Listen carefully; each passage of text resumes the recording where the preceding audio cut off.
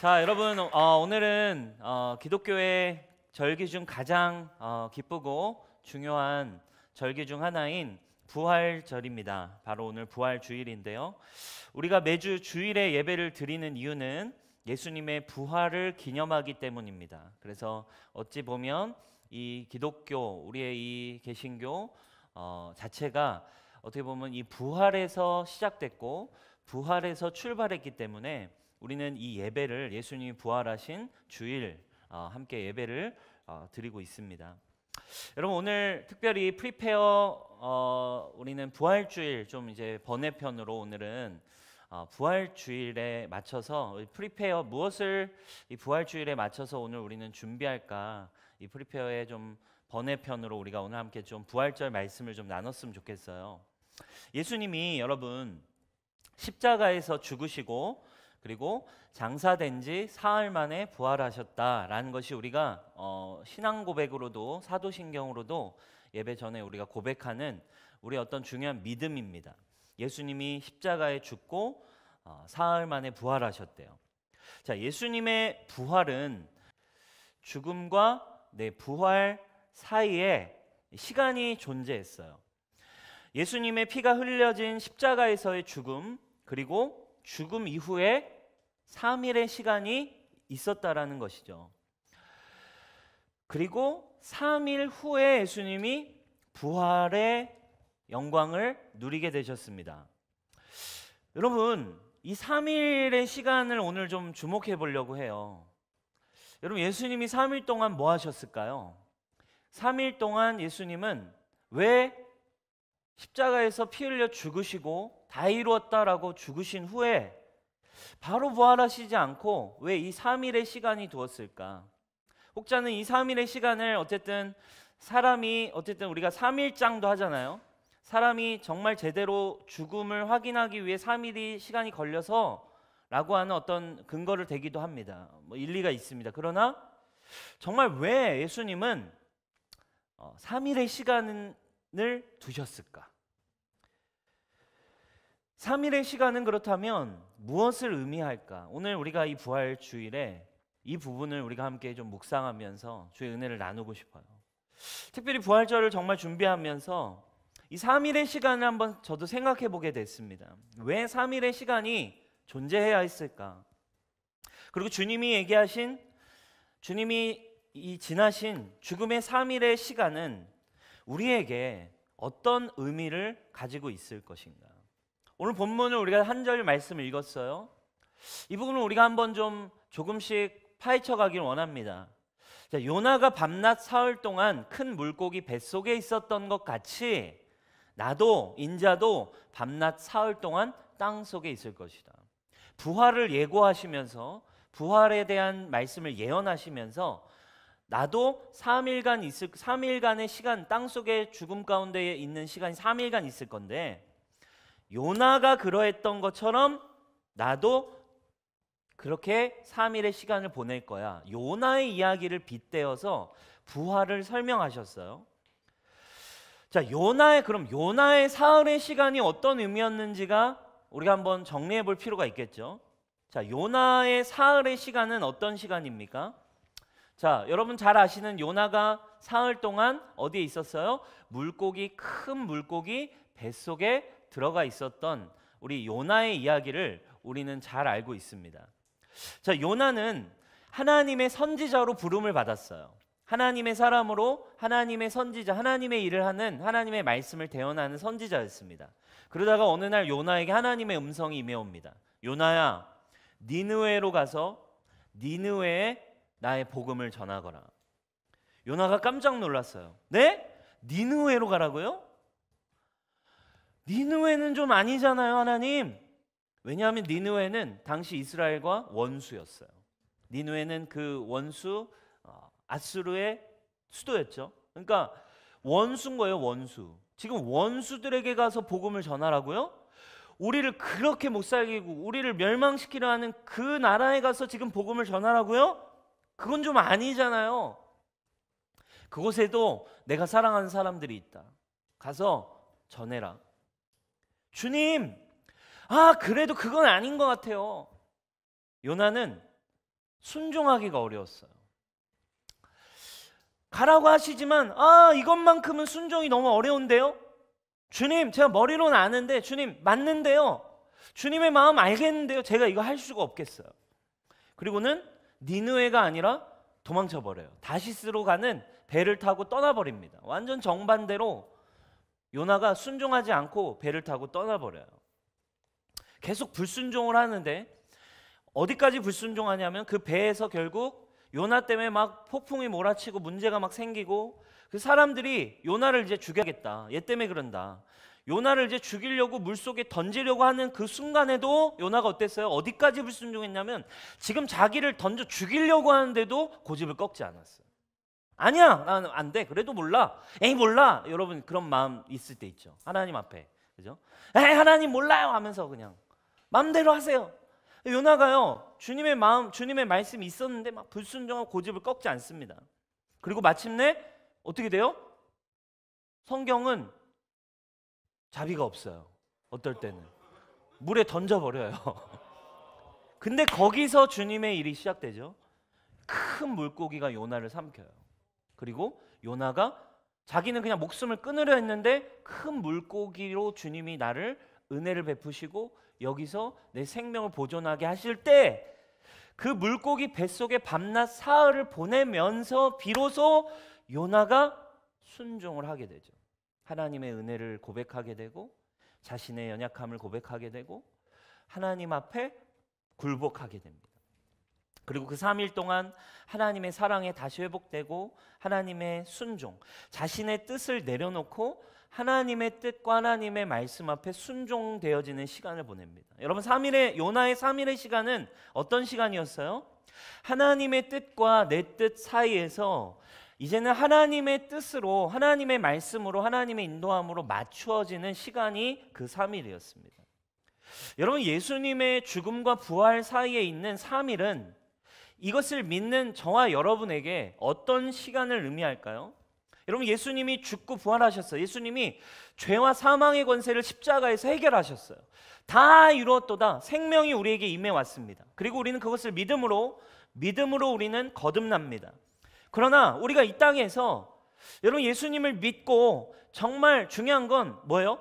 그분이 나를 위해 죽으시고 그분이 부활하셨다를 믿고 나도 그분과 함께 죽고 이제 나도 온전한 그분의 생명으로 나았습니다. 새롭게 태어났습니다. 우리가 기쁘기만 한 소식에서 배웠죠? 다 끝난 겁니다. 다 이뤘습니다. 너는 새로운 피조물이야. 너는 이미 새롭게 됐어. 너 이전 것은 지나갔어. 너 옛사람은 죽었어. 복음의 진리이고 그것을 우리가 믿지만 언제예요? 문제는 뭐예요? 믿기는 믿는데 내 자아와 내 생각과 내 옛사람과 내 어려움들이 부딪히는 시간이 우리에게 있어요. 예수님과 함께 죽고 그리스도가 내 안에 살아나셨습니다를 믿어요. 이제 정말 나는 죽고 당신의 뜻만이 나에게 있습니다 할 때 이제 부활의 생명이 우리에게도 누려지는 건데 그 믿음이 우리에게 올 때 맞아요. 주님의 뜻만이 나에게 있습니다. 주님 지금 힘들고 지금 짜증나고 어렵고 주님 정말 내 자존심이 부서지고 내 상황이 부서지는 것 같지만 나는 주님의 언약을 신뢰합니다. 왜? 나는 그리스도와 함께 죽고 다시 태어났기 때문입니다. 이게 부활의 믿음인데 이게 생명을 누리는 자유인데 안 되는 거죠. 자아의 부딪힘의 시간이 있어요. 안 돼요. 예 주님, 우리에게도 요나처럼 요나와 같은 시간이 있어요. 예 주님, 머리로는 다 알겠고 이젠 알겠는데 주님 알겠는데 잘 되지 않아요 하며 우리의 육신이 우리의 자아가 버티며 고통받는 시간이 있어요. 여전히 죽음의 시간입니다. 더 완전한 죽음을 믿고 주님의 생명으로 다시 태어나는 부활에 연합하는 그 3일의 시간, 진짜 죽음에서 생명으로 가기까지의 그 3일의 시간이 우리에게 있다라는 거예요. 하나님의 뜻과 그러니까 요나에게도 이 3일은 하나님의 뜻이 있었고 하나님의 말씀이 있었지만 머리로도 알고 해야 되는 걸도 알지만 내 자아와 내 생각과 내 문제들이 이거를 순종할 수 없는 거예요. 근데 그 3일의 시간에 비로소 하나님 앞에 나아가게 돼요. 하나님의 뜻에 생명 앞에 부활의 믿음을 갖게 되는 거죠. 여러분, 우리에게도 이 3일의 시간이 존재한다라는 것이죠. 어쩌면 그 3일은 우리에게 주어진 그 3일의 의미를 가지고 있어요. 하나님의 뜻과 하나님의 생각만이 이제 진짜 나의 뜻, 나의 생각이 되어지는 시간을 성경에선 또 다른 표현으로 뭐라고 표현할까요? 그래서 성경에선 이 시간을 그래서 광야의 시간이라고도 표현합니다. 하나님은 이 광야의 시간을 그래서 준비하셨어요. 이스라엘 여러분 광야 이야기 아시죠? 그래서 이 광야의 시간을 준비하실 때 이미 주님은 이 사흘의 원리를 적용하세요. 출애굽기 5장 3절, 이 출애굽의 사건의 발단의 전개 이야기입니다. 모세야, 애굽에 가서 네 백성을 바로에게 가서 구원하라고 백성을 보내달라고 얘기해라 하고 지금 모세가 바로 앞에 가서 우리가 왜 나가야 되는지, 우리를 왜 해방시켜줘야 되는지 이야기하는 장면이에요.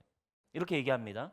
그들이 이르되 히브리인의 하나님이 우리에게 나타나셨은즉 우리가 광야로 사흘길쯤 가서 우리 하나님 여호와께 제사를 드리려 하오니 가도록 허락하소서. 여호와께서 전염병이나 칼로 우리를 치실까 두려워하나이다. 우리가 떠나야겠습니다. 어디로 가야 됩니까? 사흘길쯤 광야를 지난 곳으로 우리는 떠날 것입니다. 사흘이라고 하는 개념이 여기서 나와요. 사흘 정도를 가서 우리가 뭘 해야 된다라고 얘기해요? 이제 제사를 우리는 드려야 될 것 같아요. 하나님 앞에 우리는 제사 드릴 겁니다. 여러분, 주님의 계획 안에 뭐가 들어있어요? 사흘이란 지금 계획이 들어있어요. 사흘길이었습니다. 여러분, 출애굽은 저와 여러분의 이 구원의 로드맵이에요. 예수님을 믿고 어떻게 우리가 구원받는지, 하나님의 자녀가 되는지에 대한 아주 작은 사건, 계시적인 사건입니다. 죄와 사망의 노예로 살던, 애굽의 노예로 살던, 바로의 사단의 권세의 노예로 살던 우리를 해방하셔서 구원하셔서 이제는 하나님의 자녀, 하나님의 백성으로 살게 하시는 그림이 이 출애굽 사건에 담겨져 있죠. 근데 우리가 구원받아서 하나님의 백성이 되기까지의 과정에 사흘길이 이미 하나님의 플랜 안에 포함되어 있었어요. 왜 사흘길이었을까요? 이 사흘길은 당시에 어떤 의미였나요? 여러분, 사흘길을 지나 도착하는 곳이 어디였어요? 바로 시내산이었어요. 당시에 애굽이 고센 땅이라는 곳에 살다가 해방돼서 하나님의 율법을 받는 시내산까지의 거리가 사흘 밤낮 길을 가야 하는 길이었어요. 사흘 정도 광야의 길을 지나 도착하는 곳이 어디? 바로 하나님의 율법을 받는 하나님께 진정으로 이제 예배하게 되는, 예배를 배우게 되는 시내산의 거리였어요. 그리고 사흘길의 의미는 어떤 이야기가 있습니까? 사흘길 정도를 먼저 떠나야 뒤를 따라오는 애굽 군대의 추격을 따돌릴 수 있는 거리. 무엇을 말할까요? 사흘길은 이제 비로소 진짜 하나님의 제사, 희생제사, 예수님의 피로 나는 새롭게 태어났다라는 것을, 참된 예배를 누리기 위한 시간이 3일 길이 필요했어요. 사흘길은 또 어떤 것입니까? 애굽 군대를 따돌릴 수 있는 시간이에요. 사흘길이 왜 필요합니까? 이제 애굽의 가치와 문화, 애굽의 영향력으로부터의 분리를 이야기합니다. 우리 지난주에 나눴었죠? 세상 즐거움 다 버리고 세상 자랑 다 버렸네. 그렇죠? 이 찬양, 세상 즐거움 다 버리고 세상 자랑 다 버리는, 세상으로부터 분리되어지는 시간이, 따돌리는 시간이, 어느 시간이 필요했던 거예요? 사흘길이었습니다. 우리가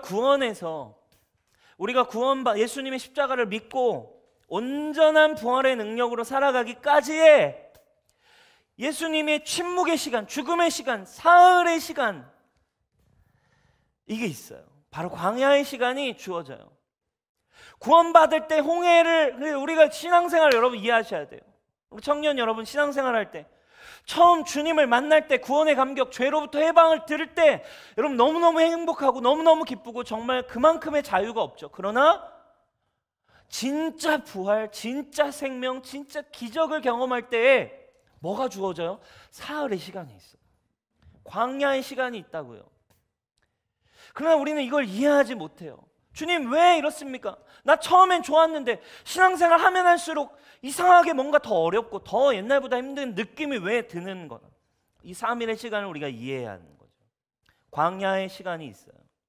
그리고 광야는 언제나 성경에 어떤 의미를 가지고 있어요? 하나님의 사람이, 진짜 하나님의 사람이 prepare, 준비되어진 시간이에요. 사랑하는 여러분, 예수님의 이 사흘의 시간, 이 광야의 시간, 사흘길의 시간, 세상과 분리되는 시간, 참된 예배를 드릴 수 있게 되는 거리, 시간. 여러분 이 사흘의 시간이 이 부활주일에 사랑하는 여러분, 저와 여러분들의 내면 안에, 마음 안에, 심령 안에 준비되어지는 시간이 되길 축복합니다. 아멘. 그러니까 여러분 예수님은 다 이루었다, 이게 문제예요. 보세요. 십자가에서 다 이뤘다, 끝났다, 승리가 임했다 라고 말씀하셨어요. 근데 뭐가 있었어요? 3일의 죽음의 시간을 예수님도 보내신 거예요. 요나처럼 이스라엘이 광야의 사흘길을 떠난 것처럼 예수님도 3일의 시간을, 죽음의 시간을 보내셨어요. 왜? 그분이 능력이 없어서 아니에요. 저와 여러분을 위한 시간이라 이거예요. 아멘. 그러니까 다 이루었는데 3일을 땅속에 계셨어요. 죽음의 시간 속에 거하셨어요. 왜? 어쩌면 우리 입장에서 그 3일은 이렇게 느껴질 수 있는 거죠. 뭐야? 다 이뤘다면서요. 왜 이래? 근데 왜 이래? 분명 주님 다 이뤘어요. 주님만이 저의 길입니다 했는데 우리가 3일의 시간 딱 들어가는 순간 뭐야? 왜 이래? 왜 여전히 힘들어? 왜 여전히 안 돼? 왜 나는 이렇게 살 수밖에 없어? 여기서 좌절해요. 여기서 포기하려고 그래요. 여기서 그냥 돌아서려고 한다 이 말이에요. 침묵의 시간처럼 느끼는 거죠. 3일의 시간이 침묵의 시간을 보내게 됩니다. 왜 이렇게 힘들지? 왜 이렇게 안 느껴지지? 왜 나에게는 기적이 안 생기는 것 같지? 왜 나에게는 진짜 이 부활과 생명의 능력이 나에게 안 나타나는 것 같지? 하는 시간일지 모르겠어요. 이 시간이 3일이지만, 예수님께는 3일이지만 영적인 시간이에요. 우리에게는 우리의 믿음에 달려있고 우리의 태도에 달려있는 거죠. 광야의 시간이니까. 예수님에게 3일이지만 이건 영적인 시간일 뿐이죠. 우리에게는 3년이 될지 혹은 10년이 될지 모르는 시간일 수 있어요. 그리고 평생 이 시간 주님을 떠나는 사람도 많이 있습니다. 예수님을 모르는 게 아니에요. 그러나 이 3일 진정한 부활을 어떻게 누리는지에 대한 안내와 성경적인 이해가 우리 안에 필요하다 이거예요.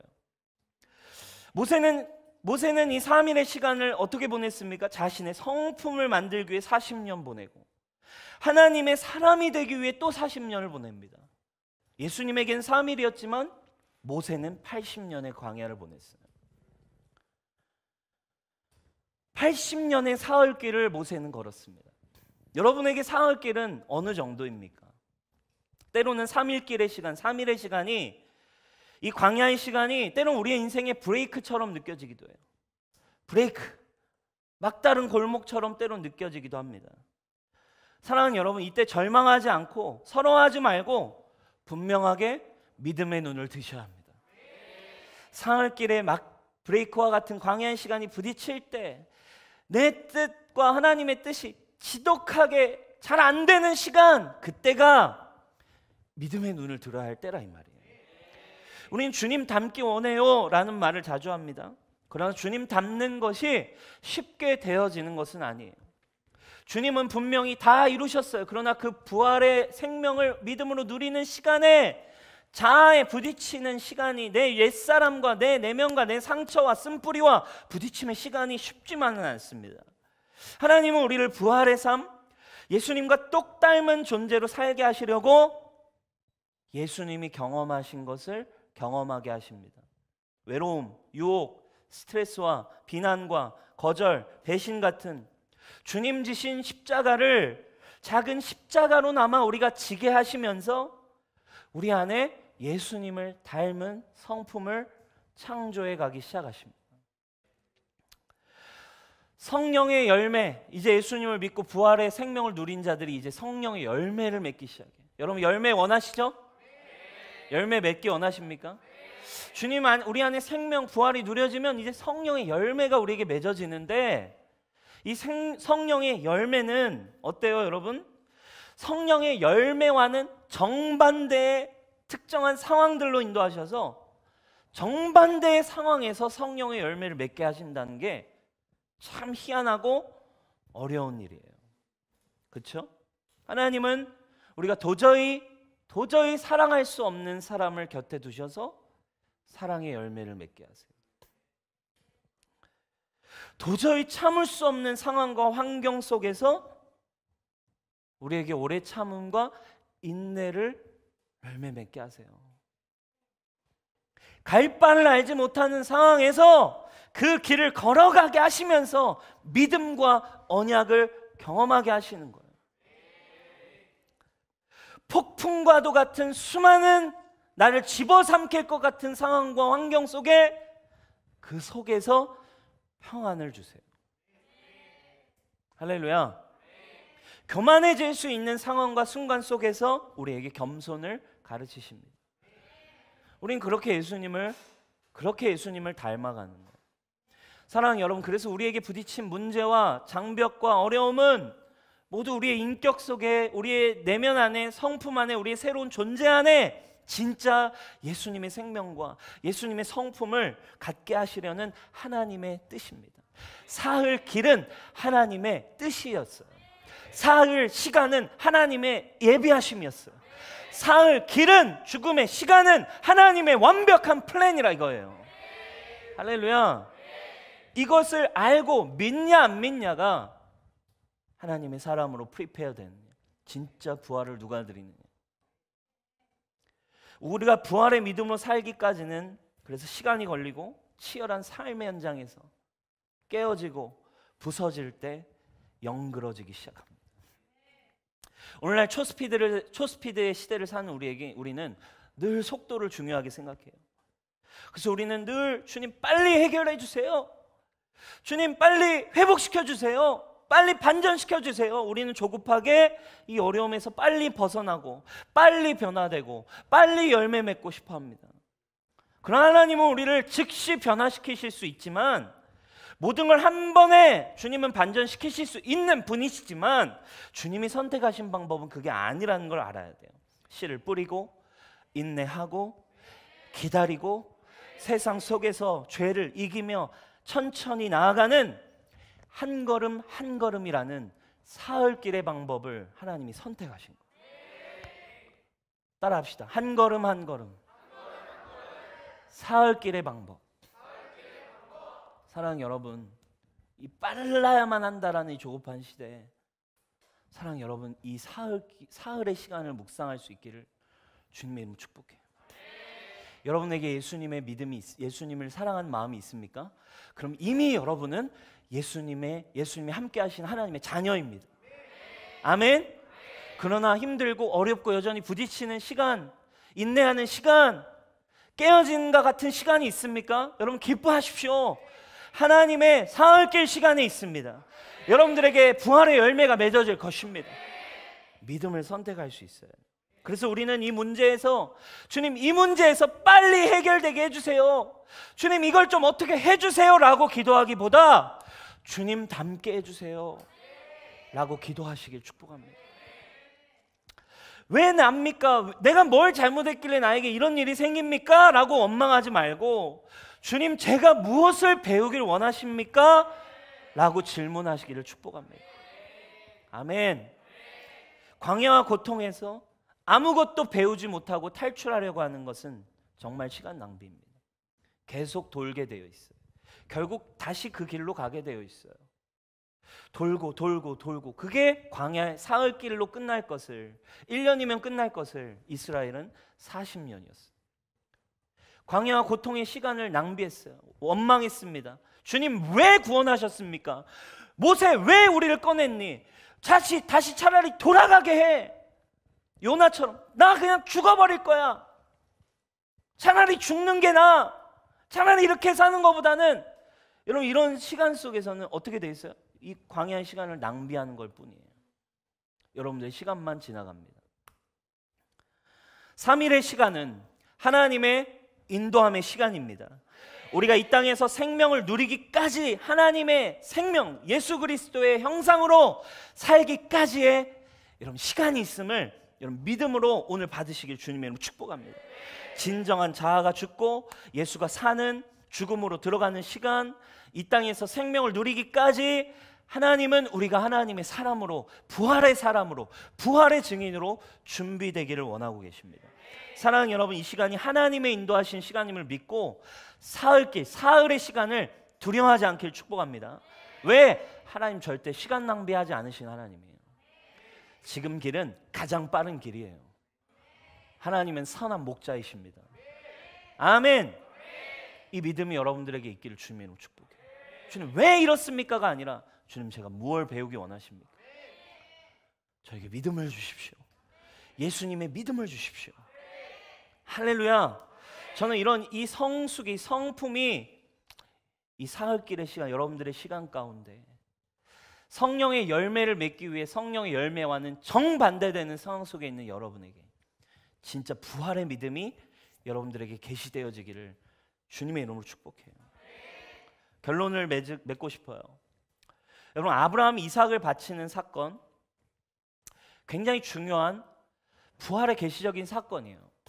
아브라함이 이삭을 바치는 사건 또한 부활을 예표한 사건이죠. 히브리서 11장 19절 말씀 한번 보겠습니다. 우리 같이 한번 크게 읽어볼까요? 시작. 하나님께서는 이삭을 죽은 사람들 가운데서도 되살릴 수 있다고 아브라함은 생각했던 것입니다. 그러므로 비유하자면 아브라함은 이삭을 죽은 사람들 가운데서 되받은 것입니다. 아멘. 자, 부활의 믿음이 이미 아브라함 안에는 준비되어 있었던 걸 알 수 있어요. 이삭을 바치러 가면서 아브라함 안에는 어떤 게 있었대요? 죽은 사람 가운데서도 되살리실 수 있다고 이미 믿었다는 거예요. 이 아브라함 안에는 이미 부활의 믿음, 부활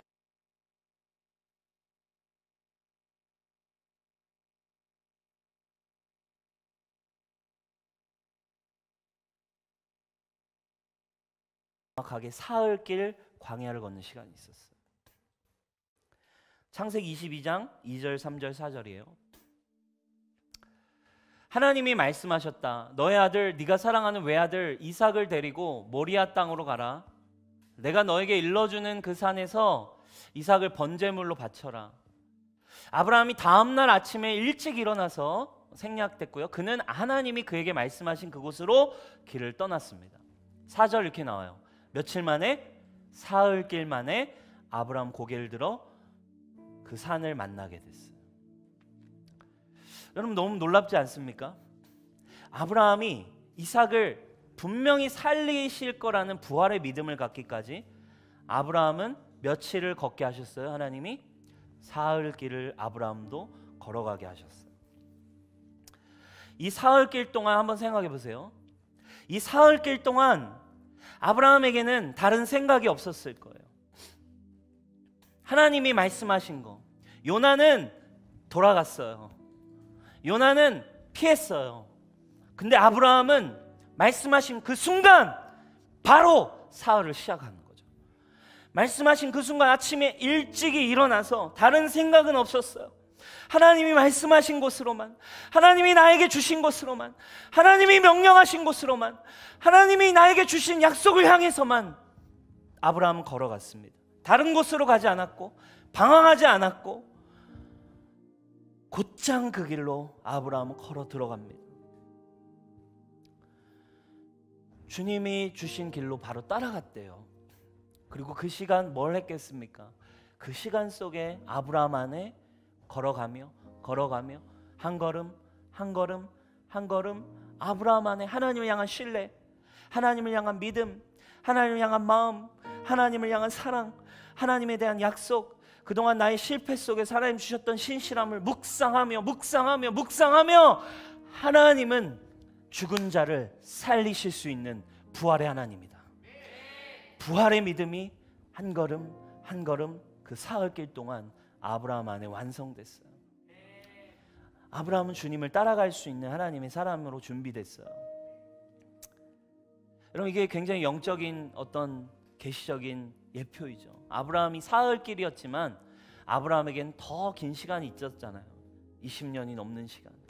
실패하고 번복하고 넘어지고 어려웠지만 아브라함 안에는 생명이 있었어요.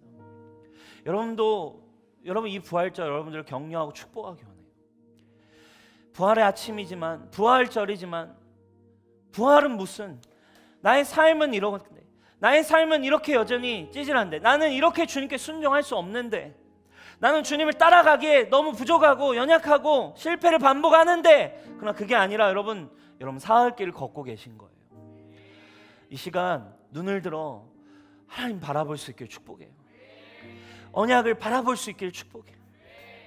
옛사람이 아니라 믿음으로 주님이 주셨대요. 새롭게 하셨대요. 여러분, 죄가 없는 자처럼 바라보신대요. 그걸 바라보시길 바라요. 아멘. 이제 주님을 따라가야죠. 주님의 길을 걸어가셔야죠. 여러분, 우리 뉴스홈교회 주님의 길을 이제 따라가는 제자들이 일어나길 축복합니다. 어느 남자분이 교통사고로 아내를 잃었어요. 그 사람의 아내는 남편이 미국에서 대학원 그리고 미국에 유학을 하는 동안 그 10몇 년을 아내가 남편을 뒷바라지한다고 이 아내가 10몇 년을 허드렛 일을 하고 세탁소 일을 하고 10몇 년을 뒷바라지만 하면서 남편을 키운 거예요. 남편을 돌봤어요. 그런데 남편의 성공만을 바라보고 허리띠를 졸라매고 살았는데 이제 좀 살만하게 됐는데 남편이 아내를 잃은 거예요. 교통사고로 아내가 죽었어요. 사랑하는 아내를 화장하고 돌아오는 이 남편의 마음, 여러분 어땠겠습니까? 이 남자는 마치 몽유병 환자처럼 그냥 밤새 거리를 헤맸대요. 아침이 밝았을 때 그는 자기가 아침이 새벽 내내 몽유병 환자처럼 길거리를 헤매다가 아침쯤 됐을 때 내가 어느 강가에 서 있는 걸 깨달았어요. 밤새 목적지도 없이 어디로 가는지도 모르고 무작정 걷고 그런데 어느 강가 앞에 섰습니다. 뛰어내릴까? 나도 지금 죽으면 아내가 있는 곳으로 갈 수 있지 않을까? 그는 정신을 가다듬고 막 이러고 있는 순간 그러면 안 되지. 그리고 뒤를 돌아서는 순간 깜짝 놀랐어요. 자기 앞에 서 있는 한 사람을 발견하고 소스라치게 놀랐습니다. 다름 아닌 늙으신 자기의 아버지였어요. 유난히 아내를 사랑했고 더욱이 아내의 헌신적인 뒷바라지 덕분에 성공할 수 있었던 이 아들 부부의 사연을 너무 잘 아시는 아버지. 아들이 아내를 잃고 미친 사람처럼 방황하는 모습을 보며 아버지는 안쓰러워 견딜 수 없어요. 그러나 아들을 위로할 길이 없었습니다. 그런데다가 충격 속에 빠져있는 아들이 저러다가 무슨 일이라도 당하지 않을까? 저지를지 모른다는 생각에 아버지는 밤새도록 거리를 두고 아들의 뒤를 따랐어요. 그리고 강가에서 멈칫하려고 한 순간 아버지는 다가가고 있었고 에이 그래도 아니지 한 돌아선 순간 아빠와 맞닥뜨리게 됐어요. 여러분, 이 아버지의 모습에서 우리는 예수님의 모습을 보는 것 같아요. 예수님 여러분 안에 거하시고 예수님 여러분들을 가장 사랑하시고 여러분과 동행하십니다. 사랑하는 여러분, 그러나 언제까지 예수님이 우리의 뒤를 따라오게 하실 거예요? 언제까지 늘 예수님이 내 뒤를 돌봐주시는 삶만 따라오게 하실 것입니까? 예수님은 제자들을 부르실 때 나를 따르라 하셨어요.